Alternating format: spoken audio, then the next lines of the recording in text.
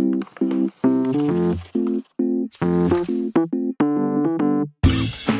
right, well, good morning or good afternoon, everyone, wherever you're logging in from. I know we have a couple people, I think, that are still either jumping on or getting ready to jump on, but we want to welcome you to our weekly Aplos tour of the Aplos Suite webinar. My name is Dan Kimball. With me today is Aaron Hernandez, who you're going to hear from and get to know here in a few minutes. And we are so glad and honored that you decided to take a little time out of your busy schedule to join us for kind of this preview, or it's not really a preview, for this hands-on webinar of our Aplos Suite. We're super excited to introduce you to us and vice versa. So with that, I want to got a couple of kind of housekeeping things that we do at the front end of this webinar. We usually go to about 10:30.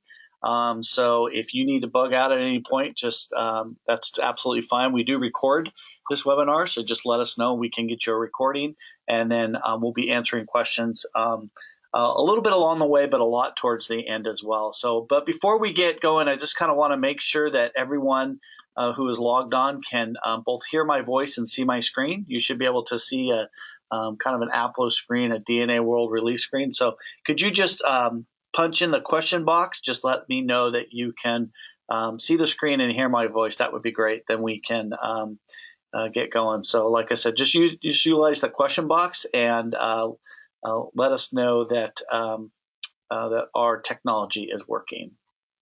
All right. Well, we're going to go ahead and just kind of keep plugging away here. So we're going to kind of just dive right in and kind of introduce you. First of all, if you are new to Aplos in the last couple of weeks, or you were on a trial in the last couple of weeks, you probably noticed about a week or so ago we made a pretty big change, in that when you logged on to the software one day, it looked different the next, and we made a kind of a big shift. And that if you can kind of see my screen, and again, at any time if you want to ask a question or you can't hear or see, just type in that question box and let us know that. But what you noticed is that up in the navigation area, we made kind of a big change, and that we put all of the what we call our navigation tools up at the top, and you can hopefully see my mouse doing that. So that was a big change for us, and I'm going to kind of tell you a little bit about why we did that. And one of the big reasons is, as a company, one of the things that we've done is when we started Aplos, we were primarily just kind of working on an accounting software. We were just kind of helping folks track their income and expenses. And then, of course, the demand and need for more features grew, so we grew with that demand. And then about a year and a half or so ago, we added some donor management tools. And it was the pricing was based on what you paid for or what you used. And then we kind of decided as a company what we want, or what we are becoming, as a place where you can have everything in one place. In other words, most nonprofits and churches sometimes need upwards of 3 or 4 different kinds of pieces of software to effectively run that nonprofit. Everything from their accounting to tracking and managing your donors, to sending emails and communication pieces, and tracking online donations. Well, what we've been able to do here at Aplos is put all of those tools in one place for you. And we're really excited to share those tools with you. We're going to jump first into the accounting, but I just want to notice up here that, this is where your navigation tools are, and everything that you want to do to manage your people, your donations, to communicate with your donors are going to be up here, as well as your accounting and reports and all of that. And we're going to show you throughout this webinar all of these tools. So just so you know kind of where we're going with that. So with that, I am going to turn it over to Aaron, who's going to jump in and start with the accounting. All right, so let me welcome Aaron Hernandez. All right, thanks for the introduction, Dan, and hello, everybody. Good morning, good afternoon, wherever you are. So today, like Dan mentioned, we're going to give you a tour of the entire suite of the Aplos system. So where I'm going to start with you guys right now is going to be up in the navigation menu here. We're going to go to the dashboard page. So this dashboard screen that I'm taking you to here now, this is the home page that you come to when you first log into Aplos. This dashboard area here, this is going to show you metrics and graphs that represent the activity happening within your account, as well as different alerts that are available as well. So what that means is, like, at the top of the page here, you'll see metrics for total cash balance, something else like net income for the year or net income for the month. You also have some graphs that represent the cash balance, as well as an expense breakout graph, even some donation graphs that you can have at the bottom. If you want to move things around a little bit, then what you can do is click on this little downward arrow on the right-hand side. That takes you to a settings area for this page and lets you choose which metrics or graphs you want represented where on the page. And once you have everything to your liking, just be sure to click the save option at the top to save your changes, and it'll take you right back to the main dashboard screen here. Along with these metrics and graphs, like as I mentioned, are the alerts on the right-hand side. So these alerts here, you'll see a column here for alerts. So that'll let you know of things in the system, like if you have an open bank reconciliation, or if you have donations that are not being tracked on the accounting side yet. Things of that nature will land here to alert you. Underneath that, you have some sections for accounts payable and accounts receivable. So if you utilize those modules, which I'll cover in a little bit, then you'll see alerts for those particular items in those sections as well. And then up at the very top of the page, right next to this little person icon, if there are any changes that we've made in the system since you last logged in, whether we fixed a bug in the software, we made an improvement of some kind, or if we added a new feature, there's going to be a little dot that'll be represented right next to this little person icon, and you can click on that at any time to see those changes that have happened in the system. Moving along here now, this is the dashboard area. So now I'm going to take you guys into the settings. So this very last option here on the navigation menu. So from this little gear icon, this takes you to your settings. And this settings section is only going to be available for administrators on the account. So only those with administrative access will be able to see these next few pages. But the first page we're going to come to here is going to be the org info page. And the org info page, this is where you're entering in the basic information for your organization. So what that is going to entail is you entering in your organization's name, tax ID number, fiscal year, address, phone number, etc. If you have a logo for your organization, you can upload that image from this page as well. And you can also manage your communication settings on this screen. So communication settings, what we mean by that is just telling us who the primary contacts are for your organization. So in case we need to get in touch with you for any reason, whether it be maybe the billing information we have on files expired, or maybe we just want to send you a monthly newsletter to let you know what's happening with Aplos, this is the area where you let us know who those primary contacts should be that we should get in touch with. All right, moving along here, we're going to jump to the users page now. So the users page is where you're going to manage who your users are on the Aplos account. If you need to add a new user, all you have to do is click the blue button here at the top for Add User. That'll take you to this next screen where you can enter in the details for that new user you're adding. So their first and last name, the email address they're going to be using to log in with. You can also select roles for that particular user. So any kind of permissions that you want that particular user to have, you can choose from the available options listed here. And we do have a variety of roles for you to choose from, starting from administrator, who has full access to the entire system, going all the way down to some read-only access roles that we have available if needed.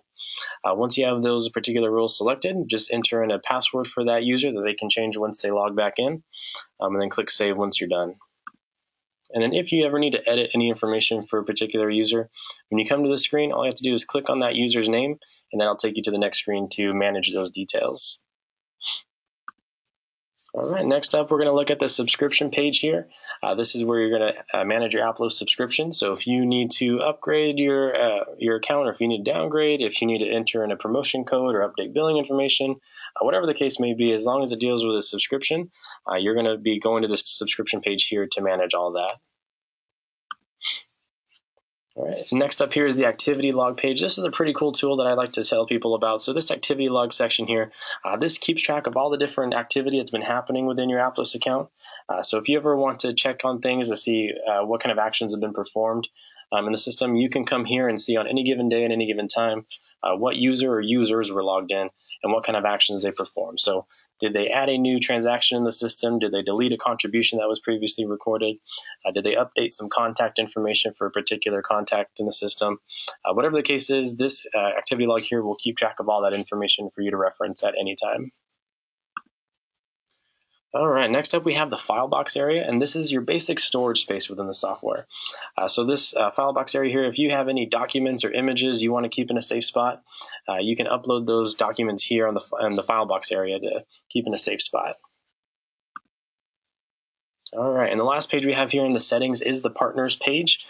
So we are partnered with a lot of great companies out there, companies such as Bloomerang, Church Community Builder, Continue to Give, Donor Elf, Gusto Payroll, and even PayPal. So if you have an account with any of these great companies, or if you're looking into starting one, then you're more than welcome to connect those accounts with your Aplos account so that you can work between both systems a lot smoother. All right, so moving right along here, now that we're done with the easy stuff, we're going to jump into the fun accounting and talk a little bit about that fun stuff. All right, so under fun accounting, the first place I'm going to take you to is under accounts here, and we're going to go to account list. The reason we're coming here first is because this takes us to the chart of accounts screen. In the chart of accounts area, this is where you're going to tell us all the different items that you're keeping track of for your organization. So all of your asset accounts, all of your liabilities, all of your funds, your income, and your expenses. Everything is you're going to enter in here for the system. So in order to add a new account, what you would want to do is just come into one of the applicable sections. So let's say that I want to add a new account group as well as a new account in the income category. So what I'm going to do is come into this income category here, and then when I want to add a new group, I start by clicking this add group button on the section here, and that's going to allow me to enter in a title for that new group.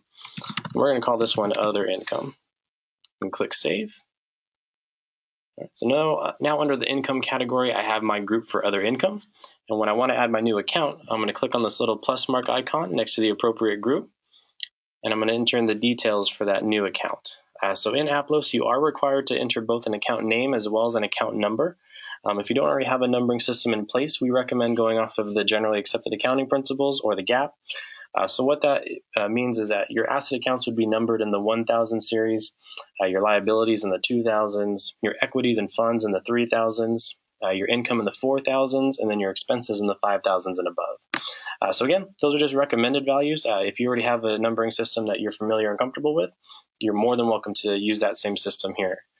So for our example here, we're just going to keep this in the 4000s. We'll call it 4050. And I'm going to title this miscellaneous income. All right, so those are the required fields. Now, these other fields you see on the right-hand side, these are some optional fields that you can fill in if you like. This first one for fund, this allows you to tie a particular fund to this account that you're creating. And so what that'll do in this case, so let's say I'm going to assign this to my Save the Turtles fund. So now what that'll do is anytime I use this miscellaneous income account when I'm recording transactions, this fund that I've assigned for Save the Turtles will autofill for me, so I don't have to take the extra step to select that fund later on. All right, underneath that is an option to make this account a sub-account. So if that is the case for you, you can just check the box for sub-account here, and then in the blank field, just enter in what the parent account should be for that account. All right. Once all your required information is filled out, then go ahead and just click Save.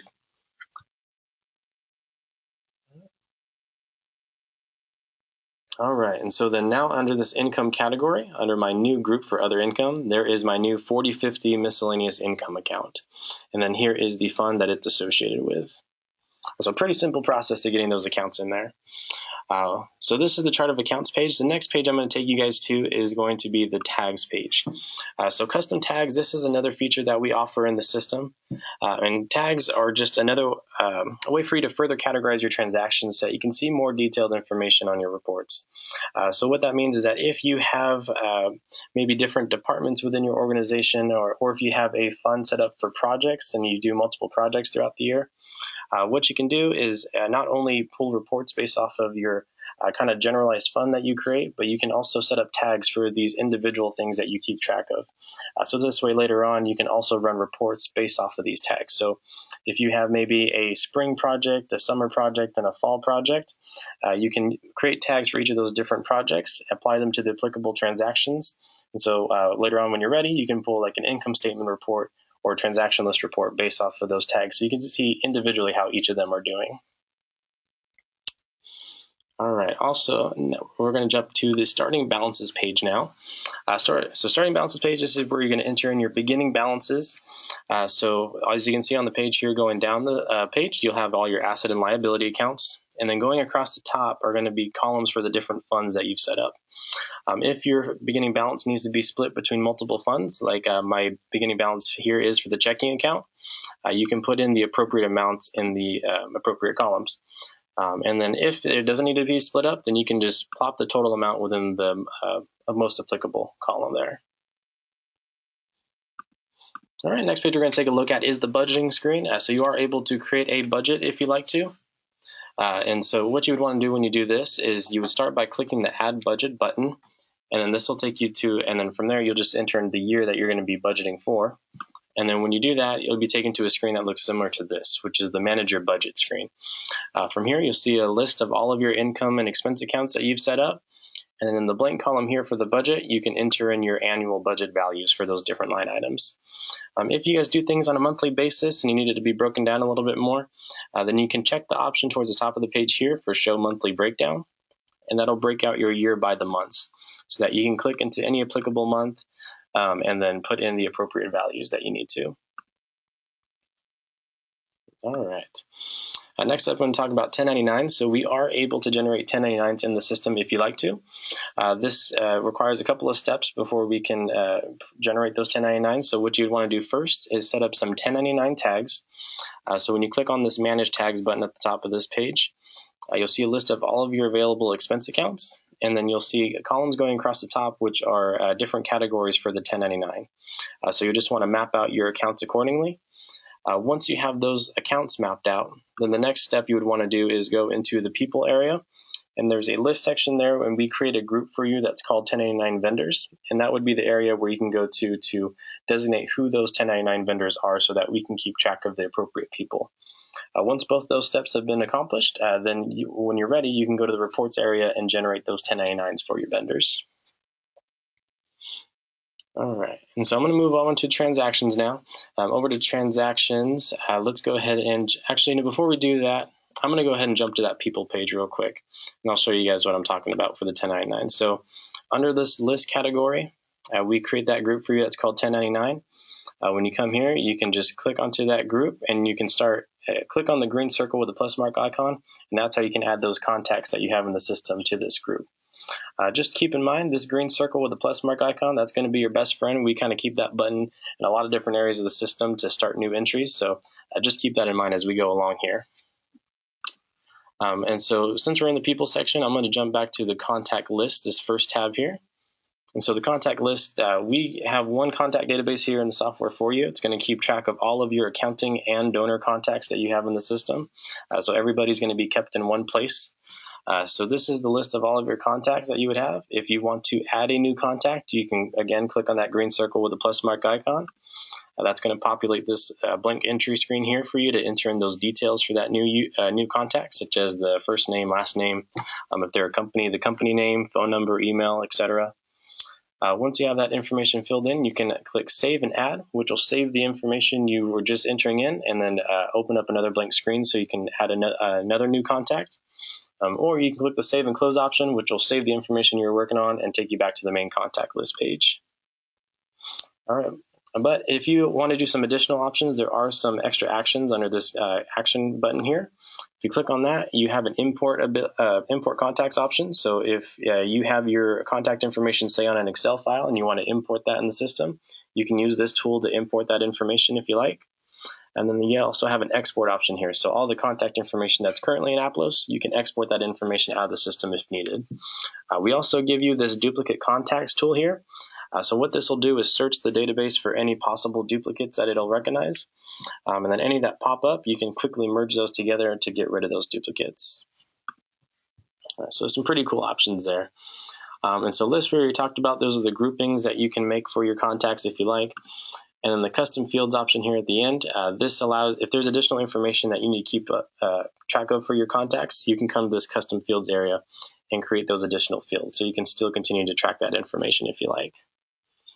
All right, now that I've mentioned that, now let me go back to fund accounting here, and we'll go under transactions now and talk about how you can enter transactions in the system. So under transactions here, the first place we're going to come to is the register screen. So this register screen, this is probably going to be the primary place you come to enter in your transactions. What you'll want to do when you get here is at the very top, you'll want to select which account register you're working within. So in this case, let's say that I'm working within my checking account, so I'll select that. Once that's selected, I'll drop down here to the Add Deposit Payment area, and I'll enter in the details for my latest transaction. So let's say that today, August 29th, I went to Target. All right, so I'll select that vendor there. I'm going to leave a comment just saying bought supplies, and then the payment amount. So I'm going to say I spent maybe $80 there today. All right, so I'm going to skip over now and go. I did not pay by check, so I'm going to skip over the check number field. And then in the account field here, I'm going to select the appropriate expense account for this transaction. So in this case, I'm just going to say this is going to be project expense. All right, and then the fund that it should be tied to, I'm going to say that this is my general fund. And then if I had a custom tag that was applicable, I could go into this tag field here and enter in that appropriate tag. But once all the required fields are filled out, I'm going to go ahead and click Submit. And so once I do that, if it posts successfully, it's going to land down here in the transaction history area below. So as you can see at the top here, there is today's date, my vendor, Target, the expense account I used, the comment I left, the payment I made, and the remaining balance within my checking account. If I ever need to review those details or make any changes, I can simply click on the transaction there, and that'll open up the entry so I can click into any of these fields and make the appropriate changes that I need to.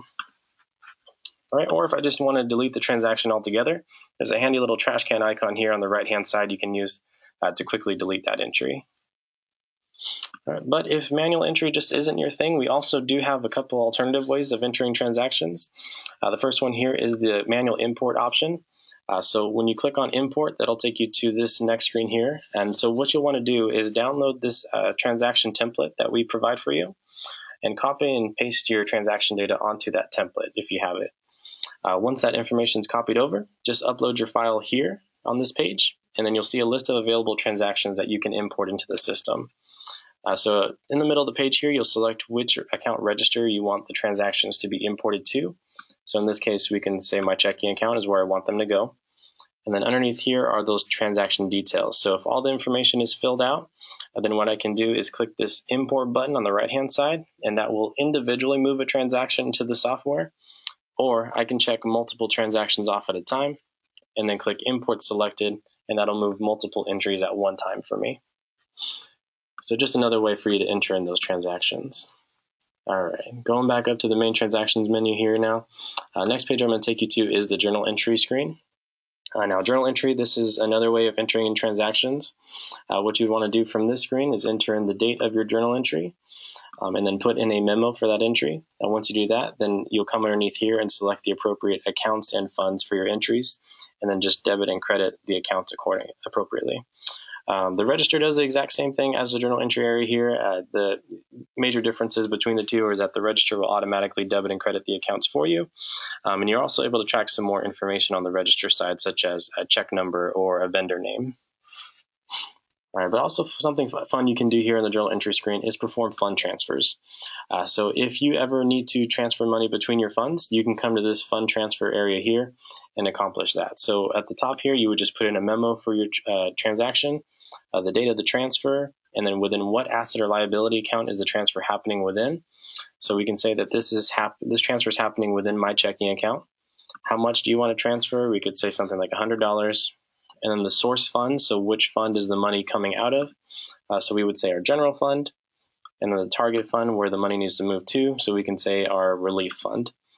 And so once I have everything filled out, I could click transfer, and then that'll reallocate the money within my checking account between my general fund and my relief fund. So it just quickly does that reallocation without actually affecting the cash balance of your checking account. All right, so next up here, I'm going to take you guys to the accounts payable page.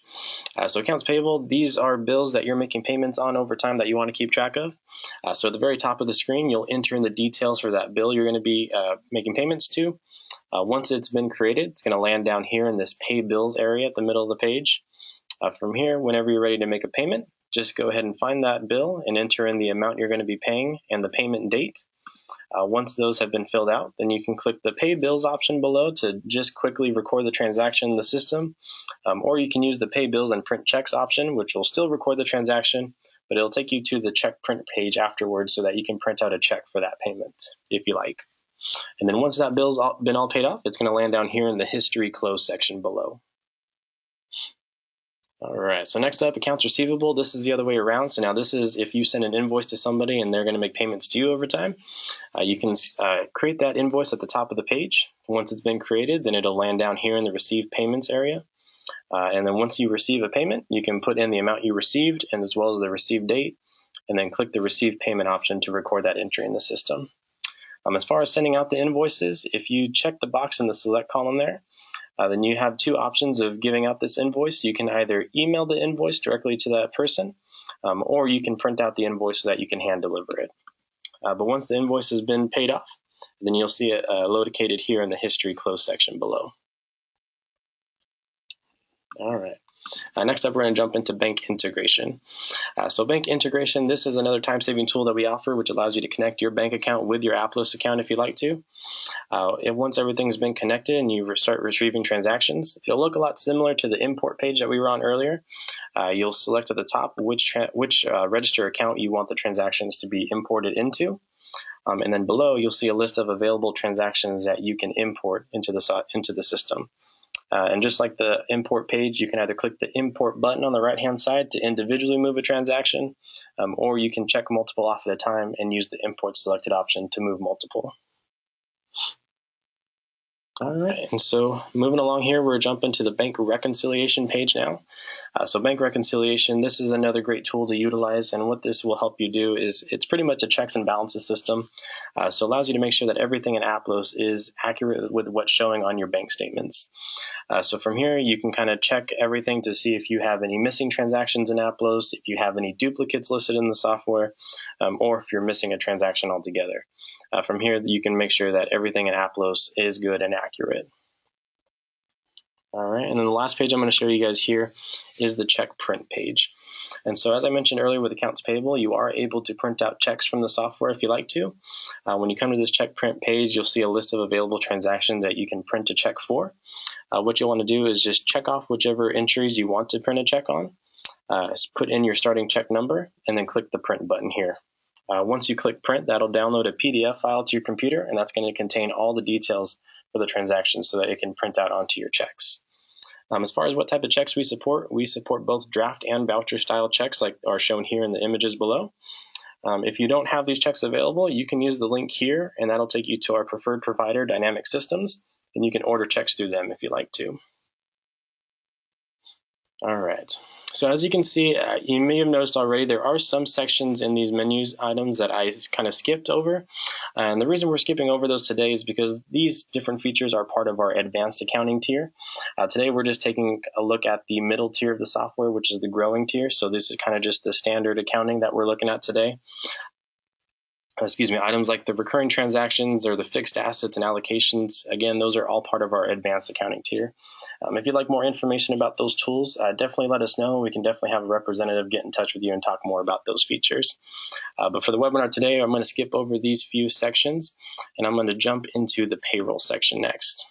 All right, so payroll, we are partnered with Gusto Payroll, as I mentioned before, and Gusto is a full-service payroll provider. So everything you would need done regarding payroll or things like W-2s, this can all be handled through Gusto.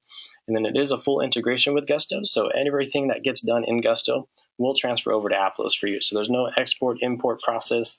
It's just simply your information gets recorded in Gusto and then gets pushed right into Aplos for you guys. And then also, if you tell Gusto that you're an Aplos customer, you get your first 3 months of service for free, which is another great deal.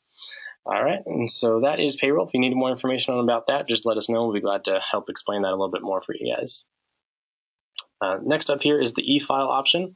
So if your organization needs to e-file either the 990N or the 990EZ, we are able to e-file those forms for you guys to the IRS. So when the time comes around for you to do those tax filings, you can jump to this section and start those filings. And then both of these are completely free. They come included with your subscription costs, so there's no additional fees to file either of those. All right, and the last thing I want to show you guys here under the fund accounting side is the period close option. And so period close, this allows you to lock down your books up to a certain point in time. So if that is something you're looking to do, so for example, say you're trying to close out the year for 2017, you can come here and in the period date field, just go ahead and choose that date. So we'll say December 31st of 17, And then once that's selected, just go ahead and click the close period option. And then what that'll do is lock everything in the system up until December 31st of 17. So you can't go back and make any changes to any existing transactions, and you also can't go back to that period and add anything new. So it completely locks down everything in the system. But definitely understand that sometimes, we make mistakes and things do need to get changed at times. So if that is the case, then you can always reopen a closed period. And then as far as the period close management system, as far as the open period option, it's only available for administrators to reopen a period. All right, so before we bring Dan back up here, the last thing I want to show you guys is the report section here. And so I'm going to show you just a couple of reports that you guys can run. So on this reports page, you're going to have all of your donation and accounting reports in one place, kind of like the people section. Everything's going to be in one place. And so you do have a variety of reports to generate in the system. Just going to show you a couple for today. The first one we're looking at here is the balance sheet report. So this balance sheet provides a snapshot of where your assets, liabilities, and equity accounts stand as of a certain date. So as of today, these are the balances of my accounts. If I want to see kind of more details about that total amount, I can click on any one of these amounts, and that'll take me to a transaction list report where I can see the breakdown for that total. All right, and going back here, the next one I'm going to show you guys is the income statement report. So the income statement report, this is your basic profit and loss report, what's come in and what's gone out as of a certain date range. Most of the reports in Aplos do run off of a date range rather than an as of date, like the balance sheet. So if you need to change the date range around, you can click into the left field here for the date. And we do have some preset options here, like this month, last month, this year, last year. But you can also select a custom date range as well for the report if needed. And then also available in all your reports are these blue buttons that go across the top of the screen. The first one here for share, this allows you to email a report directly from the system if you like to. So if you need to send this report to maybe some board members or just other individuals within the organization, you can quickly add those people to the send to section here. So if they're already in the system, you can select them as individuals, or if you have a group set up, you can select that group. Or if they're not in the system, you can simply type in their email address in that line. You can also select where the report's coming from and where the reply to should be sent. And then as far as the report itself, you can either select it to be in an Excel format or PDF format. Once everything's to your liking, just click the share button on the right-hand side here, and that'll send that report right off to those designated individuals. The save option, this allows you to save a report as is. So if you have a report that you made a lot of modifications to and you're going to continue to use the report in that same manner, then you can click the save option there. And then when you go back to the reports page, you'll have a saved reports section that you can go back to and quickly access those previously saved reports. The print option here, this allows you to print out the report if you like to. And then the download option, this allows you to export the report either as an Excel file or a PDF file to your computer. All right, so I think we did it, guys. We got through the entire accounting piece of the system. So definitely understand that if that was a lot of information thrown at you, and if you have any questions, definitely understand. Before Dan jumps back on here, I'm going to check our question section here and see if anybody's written anything in. And we'll just answer a couple of questions before we move forward here. Let's see here. So the first one is the PayPal integration issue that everyone has with QuickBooks resolved with Aplos. For example, I can allocate PayPal income to different income categories and or apply to different events without having all of the PayPal income past and future, only have one income allocation option. That is a great question, Laurel. And honestly, I'm not too sure about that. I'm a little familiar because the PayPal integration is a little bit new, so I'm not entirely sure how that integration works out. But let me look into that for you, and I'll get back to you later on today via email about that. Let's see, the next question here. Does the system not link directly to bank accounts like QuickBooks? I'm not sure if this is before or after we talked about it, but we do have the bank integration tool that allows you to connect directly to your bank account so that, okay, no problem. It was before. All right, good. So yeah, bank integration tool if you want to connect your bank accounts with Aplos. All right. All right, so those are the questions I see for right now. If you guys have anything more, just feel free to keep putting them in that question section. But now I'm going to go ahead and hand it back over to Dan. He's going to touch over the other areas of the system. Great. Thanks, Aaron. Great job, Aaron. And like we said at the forefront, if you joined us a few minutes late, welcome. Don't worry, you just kind of missed a few things on the front end, but we'll recap. And again, we just, if you have any questions along the way, just go ahead and pop them in. And we'll, if we see them pop up, we'll try to get to them, or we'll just wait till the very end of that. But again, like I said, if you jumped in a few minutes late, we kind of want to welcome you. We're really excited about some of the new things that have been happening with Aplos. And if you can sort of picture your nonprofit, your church, or your ministry having a big toolbox, and inside that toolbox is a bunch of different tools, like a hammer and a screwdriver and a level and a Phillips screwdriver and all those different tools. Well, think about Aplos that way. What we've done up here is we've given you different tools that you can use in your nonprofit toolbox. And what Aaron was doing is, for those of you who wear the accounting, or the bookkeeping side of your operation, that is what fund accounting is. It's that income, that expense, the business side of the church, nonprofit, or ministry. What I'm going to dive into a little bit is kind of that other hat, which is the managing of people and the fundraising and tracking donations. So that's what this kind of second half is going to be. And then we'll kind of bring everything to a close here as we go. So what we want to do is going to jump in right, just kind of in order. Aaron already kind of went over the dashboard. We're going to jump into the people section. Aaron touched on it briefly, but I want to get into a little bit more detail about how you can track your people, a little bit more specifically, other than just a name or something like that. So like all the tabs, you're gonna click it, and there's going to be some additional tabs. We're going to start right up here with the contact list. Ooh, Aaron, I like the little hand that happens here when you put your cursor there. Is that new? No. Oh, wait, that's really cool. Anyway, so you're going to click your contact list. And again, this is going to be all the people that you put in the software, regardless if it's a vendor or a donor or what we will call a prospect. You can actually put somebody in the software that has never given or you've never written a check to. We're going to call those prospects. Those are going to be people that maybe you want to keep track of.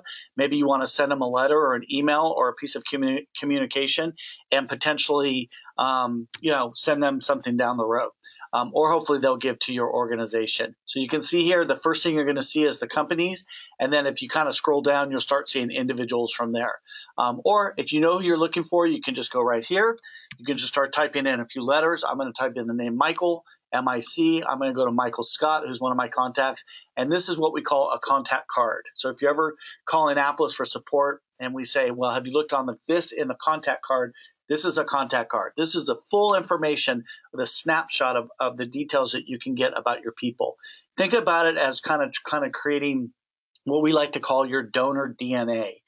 Try to figure out as much as you can about the donors. And these are the kind of the level of details in the membership or people management side of the software. So you can see here, you can of course put, something like a picture, you can put an address and a phone number and all those kind of important kind of details that you'll want to track about people. You can put multiple addresses, multiple phone numbers, a preferred, a cell, a home, all those kind of good things that you want to try to track. You can just look real quickly at some activity.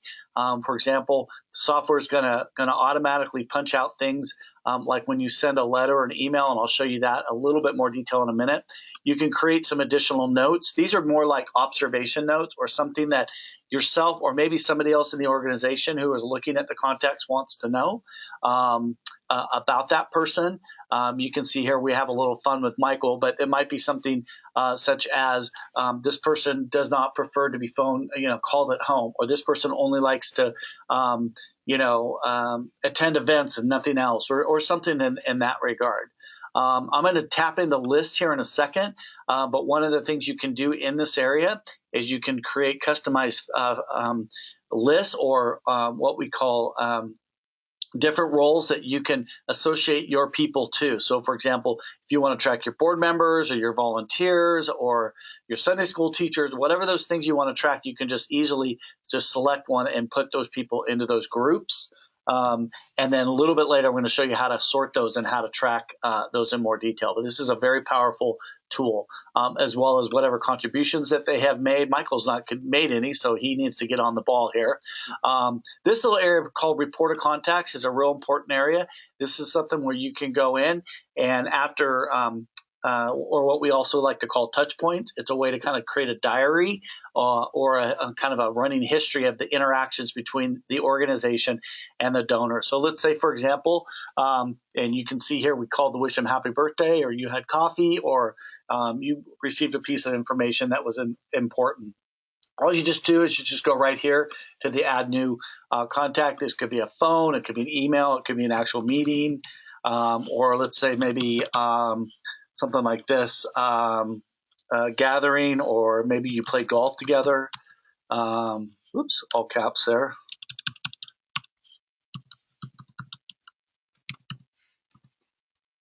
Sorry about that. So we're going to do this on, say, Monday was golf day, and had a good time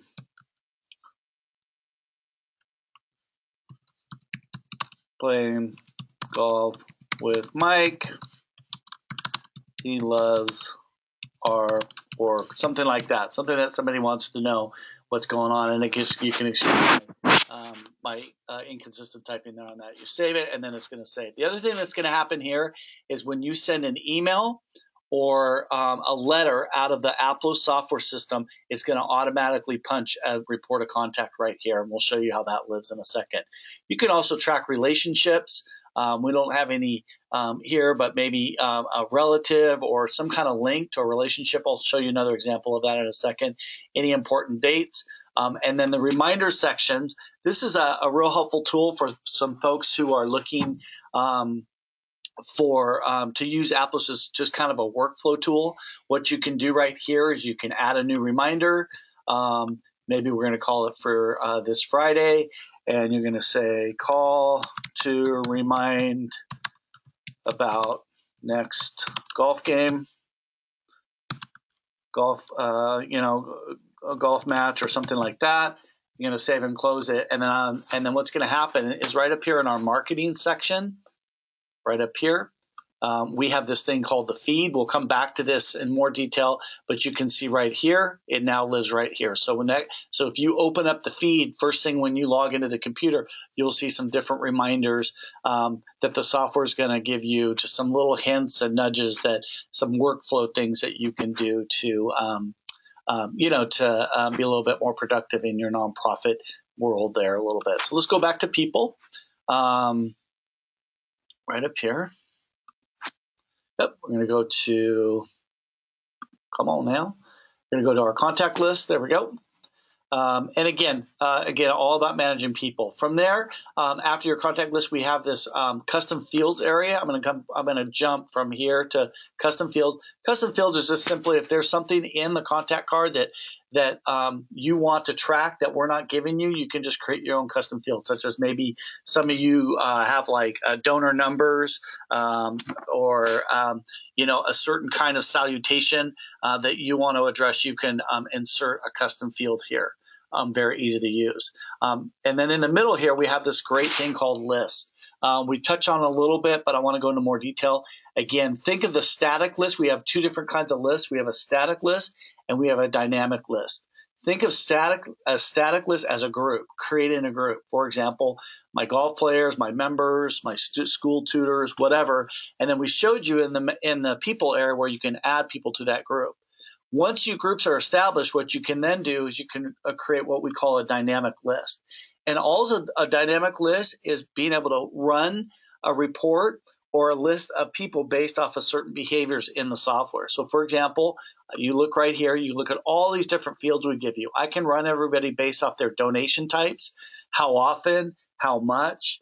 I can run them based off of what kind of donor they are. Are they new? Are they engaged? And I'm going to tell you more about that. Where they live. You can do everything that's in a group. So for example, if you go, I want to pay in a group, and I want to say they are board members. I just hit preview there, and I've now generated a list of my board members. Or I could say they're a board member and they give, and they live in a certain area. So you can see the power of this. We call this donor segmentation, and we call this, or those are what we call dynamic lists. So it's a very powerful tool to generate different types of behaviors and things that you want to see in the software. So that's in your people section right there. Okay, so that's going to be your people. Now we're going to jump over here to donations. If some of you were kind of asking or thinking when Aaron was doing the fund accounting area, well, what do I do with my donations? This is where we're going to show you. First thing I want to do, though, is I want to show you the fundraising center. The fundraising center is an extra dashboard that we give you. Again, this is all based off behaviors. Anytime that you enter a name in the software, on the donation side or a prospect side, we're going to kind of bucket those for you or separate those out into one of 4 buckets. The first is going to be a prospect. A prospect represents anybody who has either never given to your organization or has not given in 2 years or more. We call those prospects, people that you hope that down the road will start to give again. A new donor is somebody who's given one time in the past year. An engaged donor is somebody who's given multiple times, 2 or more times over the past year. And a lapsed donor is somebody who gave last year who's yet to give this year. Again, this is a great year for a great tool for nonprofits. It is a good year, though, by the way, 2018, for nonprofits to track maybe behavior and activity, and also think about how you want to communicate to these different groups. For example, the kind of communication that you send to an engaged donor might look different than in a new donor. Your engaged donors don't want to get the same old letter, or they don't want to get a welcome letter. A new donor, you want to maybe give an extra phone call or some kind of special letter for being a new donor. These are just, again, tools for you that you can use. Your purpose area is going to be a way to track your designated gifts or where people are giving to your organization. For example, you can track very specifically what types of things or projects or behaviors that people are giving to your organization. Our church partners, a lot of times, they want to track their tithes and offerings very specifically because those go to different places of the church. Our nonprofit partners, they have building projects, they have mission projects, they have, the work that they do. This is where you're going to go to create those and set those up. We're going to come back to that events field here in a little bit. Now let's get into contributions. These are the donations. You get a check or some cash from somebody, and you want to track it, and you want to track those donors. 2 things are going to happen. There's no need for double entry in Aplos. You're going to track the donation here, and then those are going to land in the accounting area. I'm going to show you how this works. There's 2 ways you can do this. You can do this in either contributions or deposits. The difference being contribution is going to be a situation where maybe you only have 1 or 2 checks, and there's no need to create a batch and do a whole bunch at one time.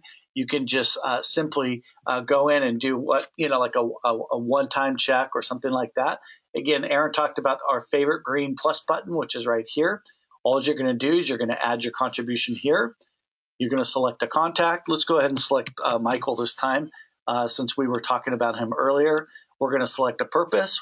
He's going to give to the general fund.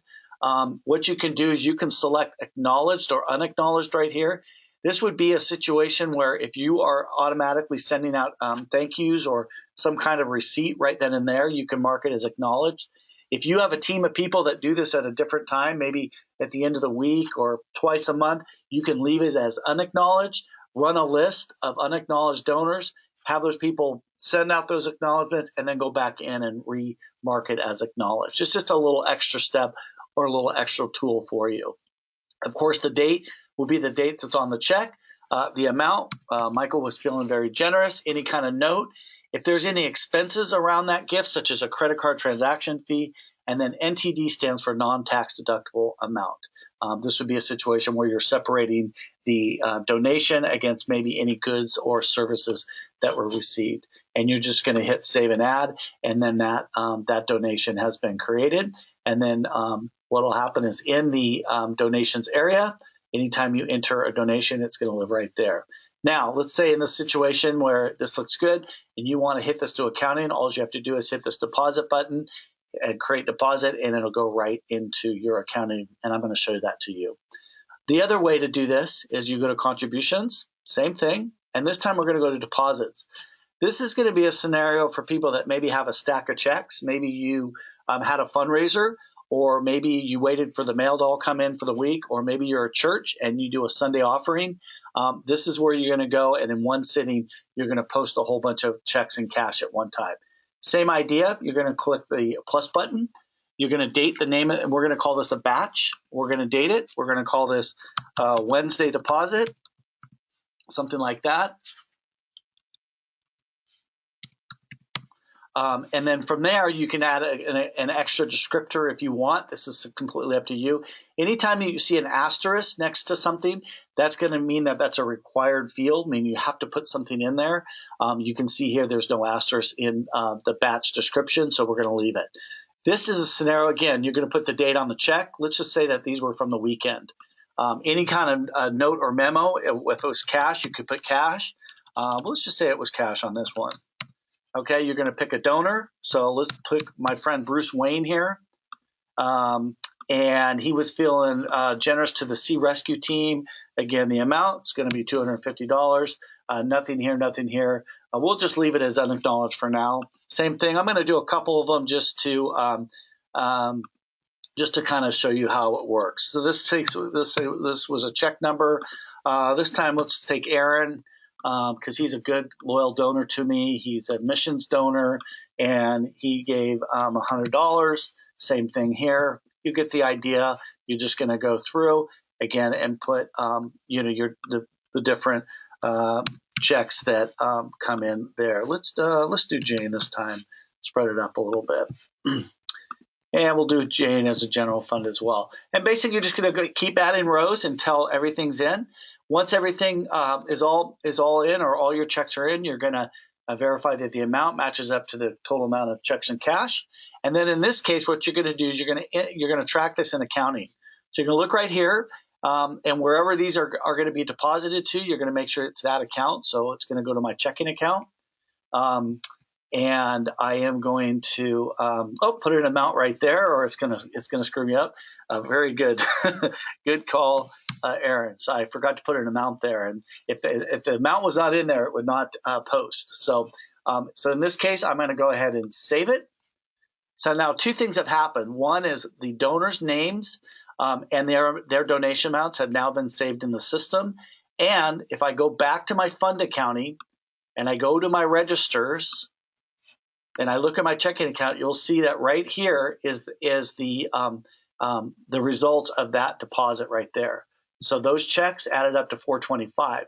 And at any time, if I'm in the register and I said, now what was that again? I can click right open and I can see break out what happened here. The other thing you can do right here is you can edit straight from here, or you can go right back into that batch and edit. So let's say, for example, that you realize that you made a mistake.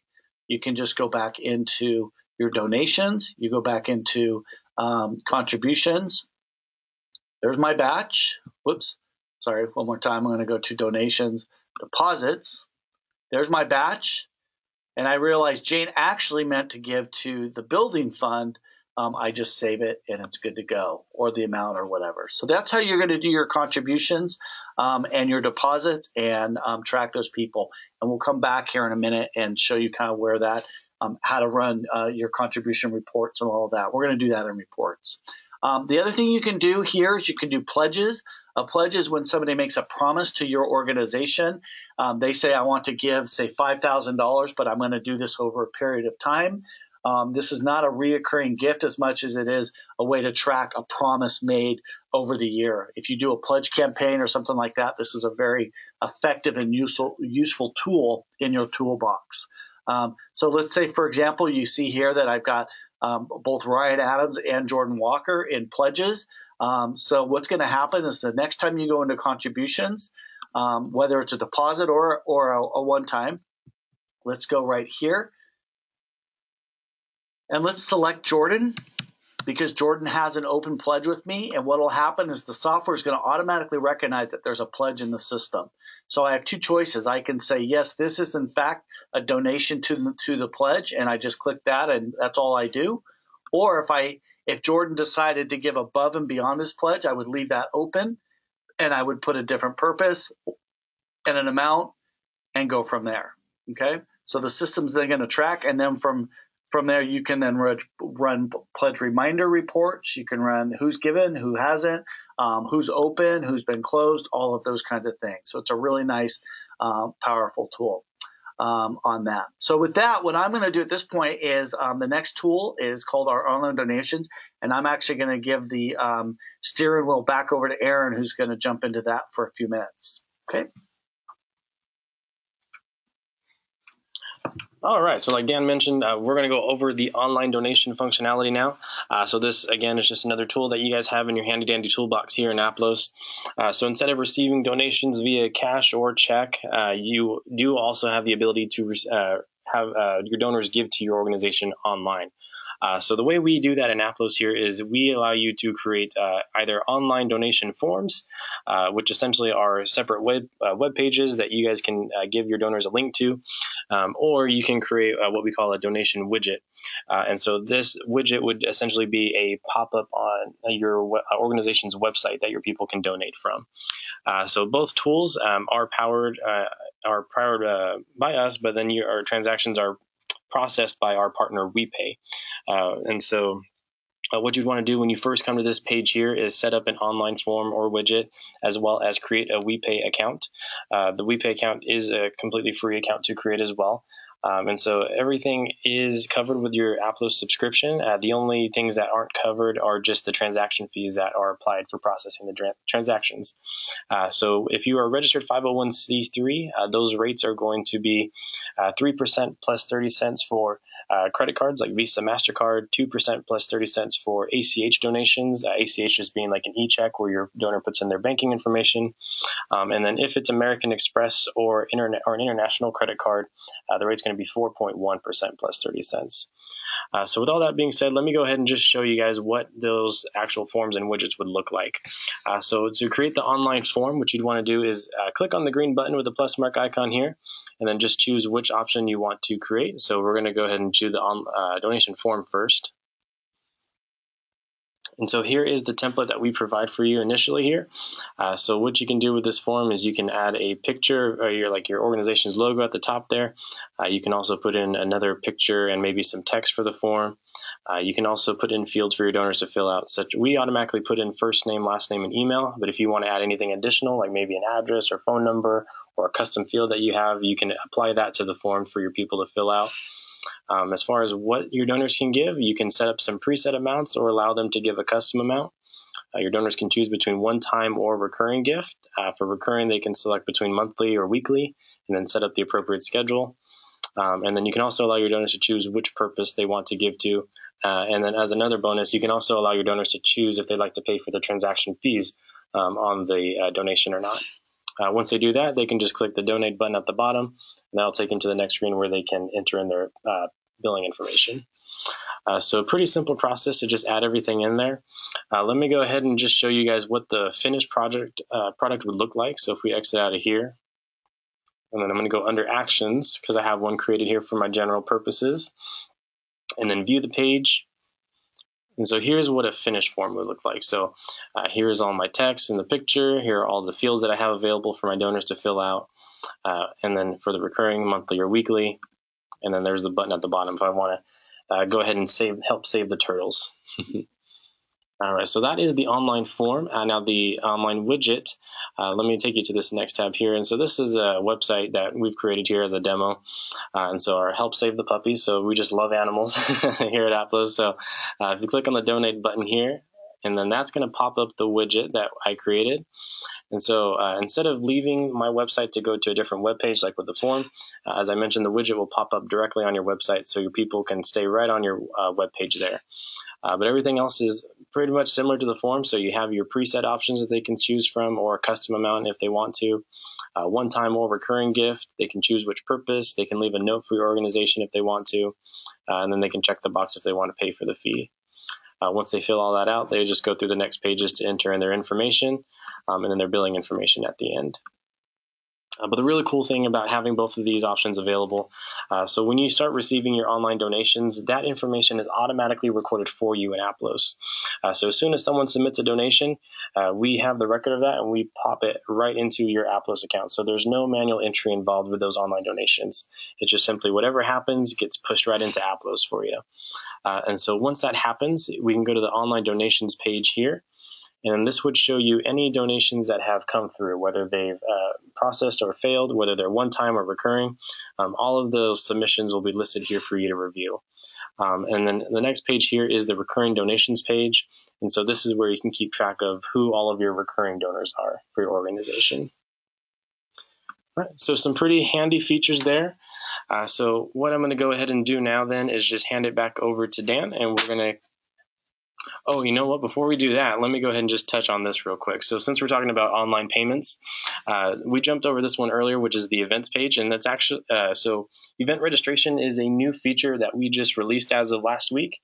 So what you can do from here, if you want to set up any kind of registrations for a particular event you're having, or if you're looking for volunteers to help you along with a particular project you're working on, you can come to this event registration page.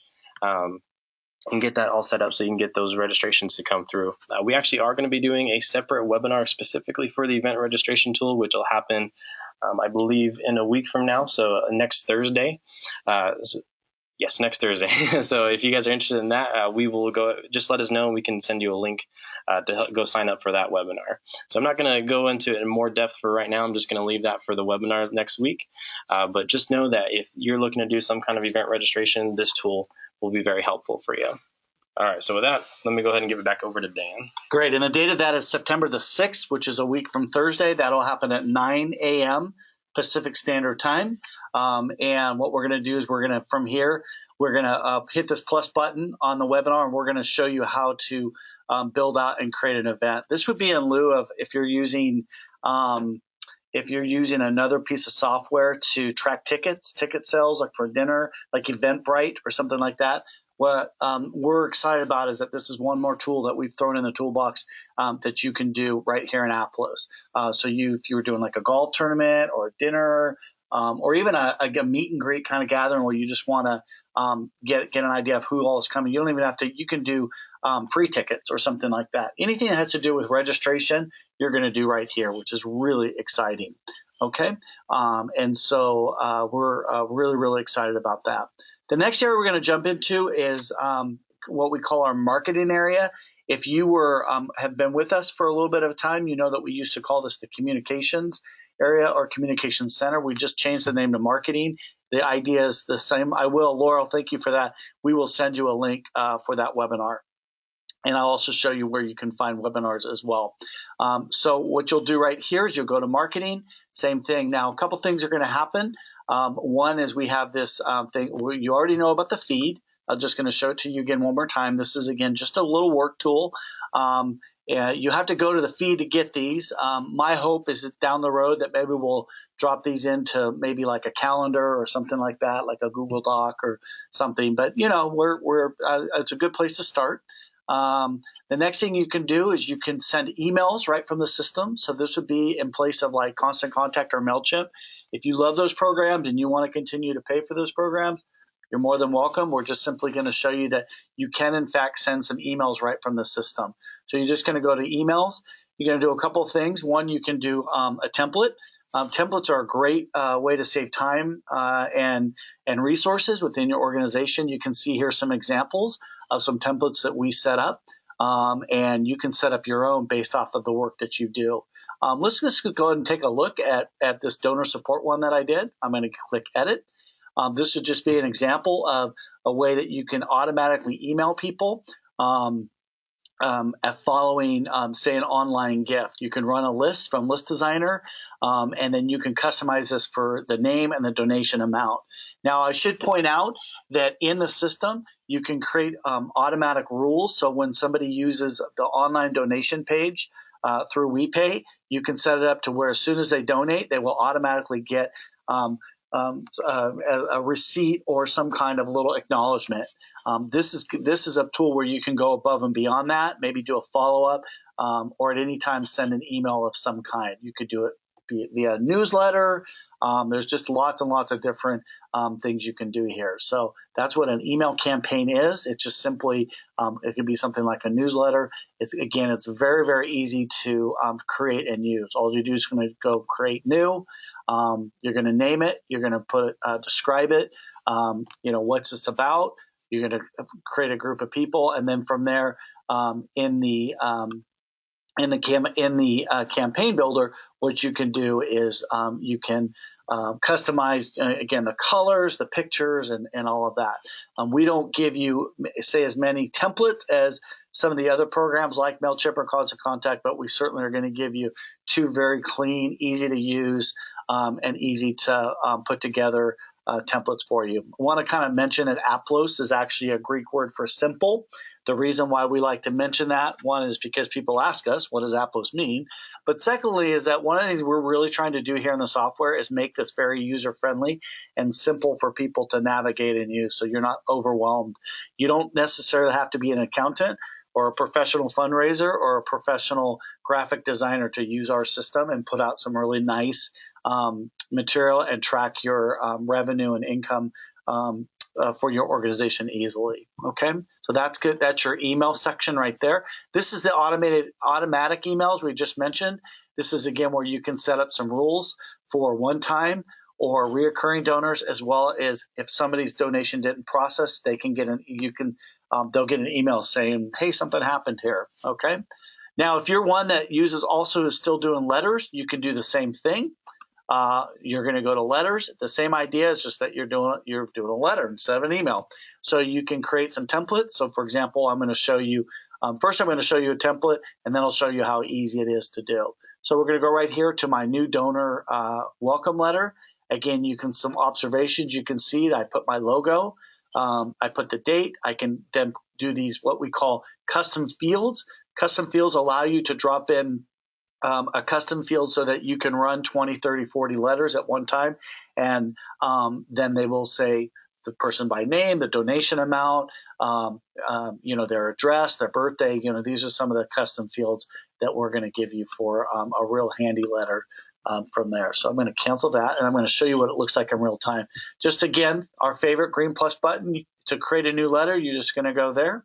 You're going to name it. And you're going to just kind of build it right from there. You don't have to leave the software. You don't have to go into Word or some other word processor to do that. And you save it, and it's ready to go for you. And again, very, very easy to use. And we're going to give you some basic kind of features, things like font sizes, and you can throw an image in there and all of that kind of stuff. Okay. So for sake of time, I'm just going to kind of keep moving along here. But I want to kind of show you how all this kind of comes together. This again, where you'll see that list lives right here again.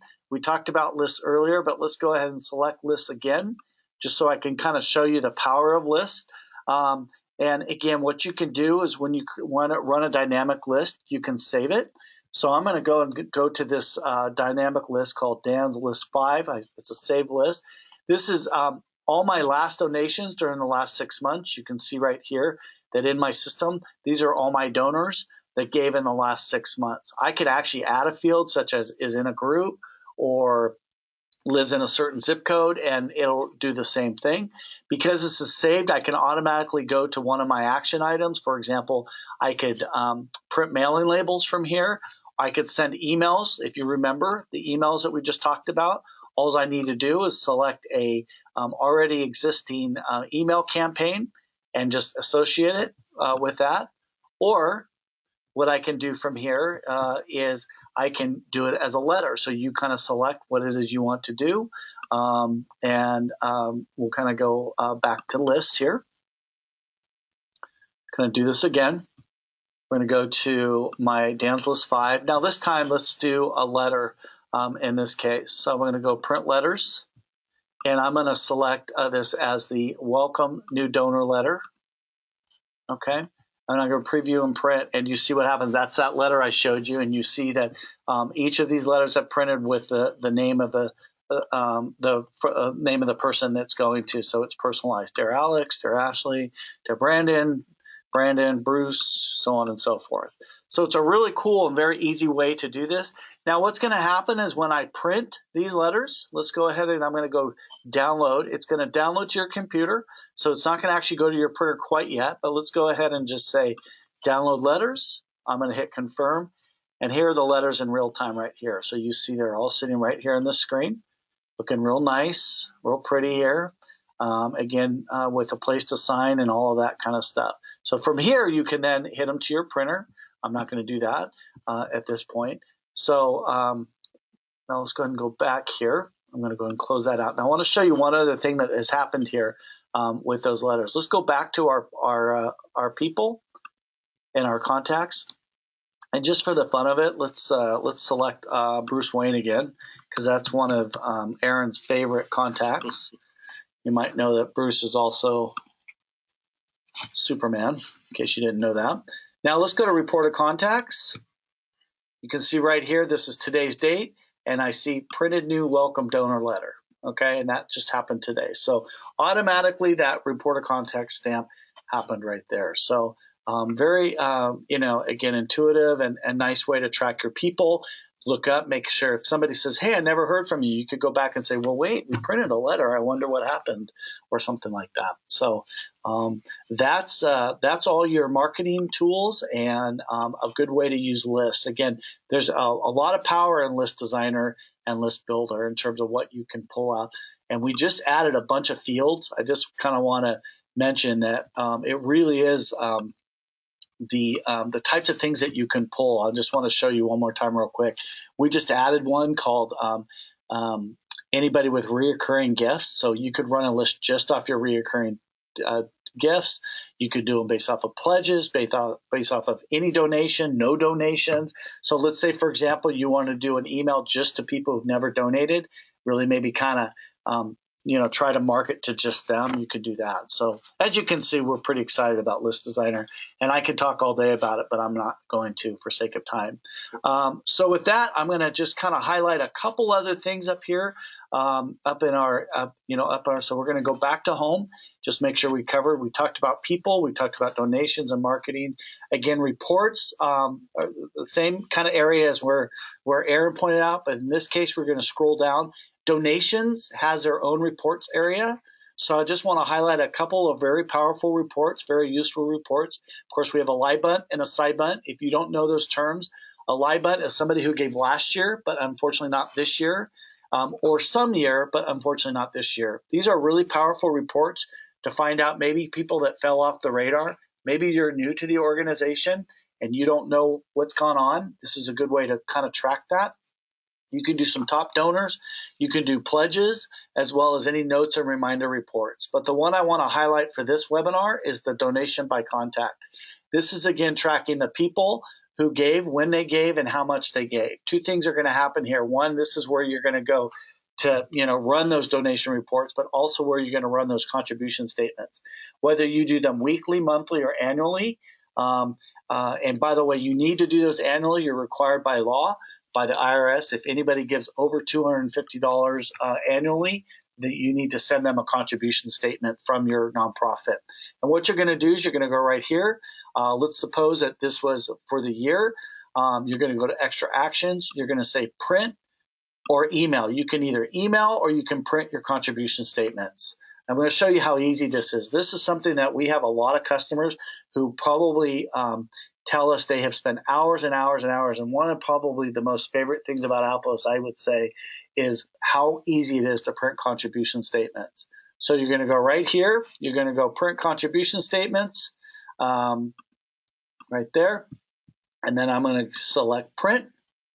Again, it's going to run a little PDF window on the bottom. I'm going to open them up. And I have just now printed all my contribution statements for my nonprofit for 1 year. Every person by name. And their total donations amount.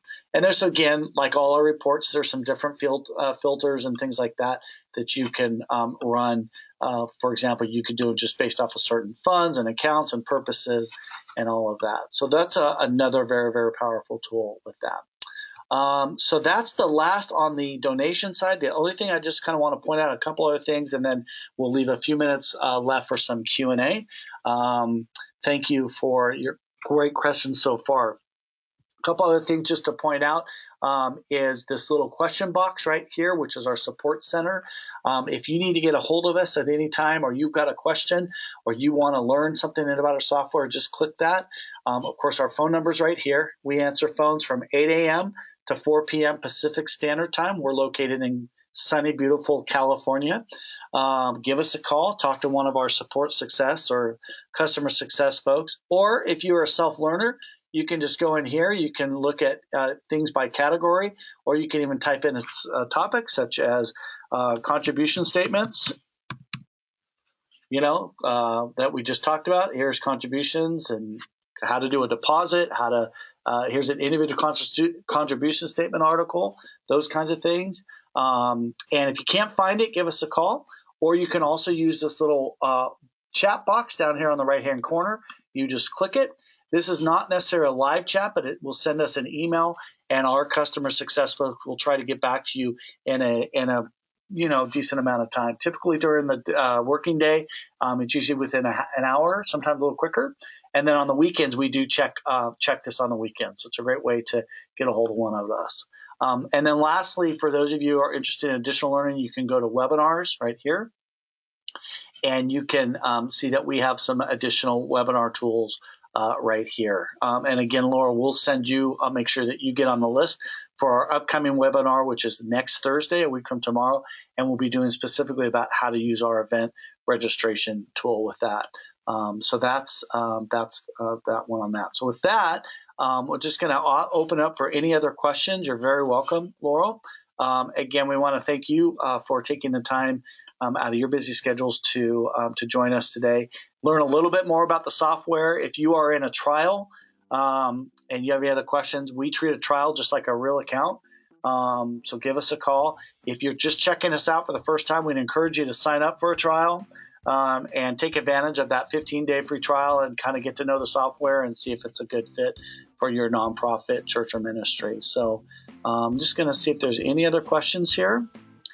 And it looks like that's about it. So with that, we just want to again say thank you, and we look forward to hearing from you or hearing any feedback you may have.